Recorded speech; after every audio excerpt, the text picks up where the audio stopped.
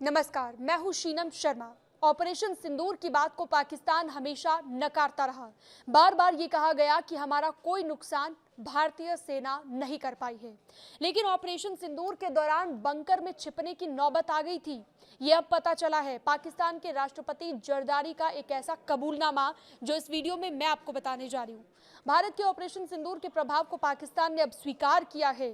पहलगाम आतंकी हमले के प्रतिशोध में जो भारत ने कार्रवाई की थी वो कितनी सटीक थी वो इस वीडियो में आपको पता चलेगा। दरअसल पाकिस्तान थर्रा गया था। ये कबूलनामा अब राष्ट्रपति जरदारी ने किया है। कहा है कि उन्हें बंकर में जाने की सलाह दी गई थी, जिसे उन्होंने खुद स्वीकार किया है। विदेश मंत्री की तरफ से भी कहा गया कि भारतीय ड्रोन द्वारा नूर खान एयरबेस को निशाना बनाने और सैन्य प्रतिष्ठानों को नुकसान पहुंचाने की उन्होंने पुष्टि की।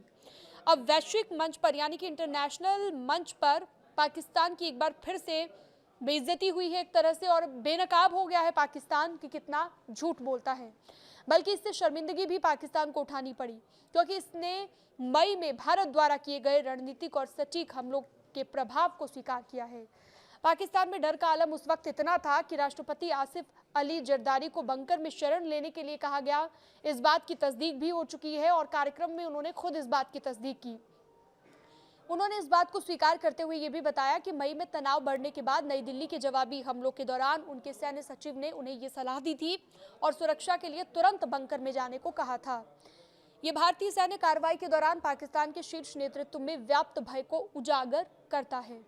इसके अलावा भारतीय ड्रोन ने सैन्य प्रतिष्ठानों को नुकसान पहुंचाया है, ये भी पता चला है। डार विदेश मंत्री एवं उप प्रधानमंत्री इशाक डार ने भी शनिवार को इस बात की पुष्टि की और एक प्रेस ब्रीफिंग हुई जिस दौरान ये बात उनकी तरफ से कही गई।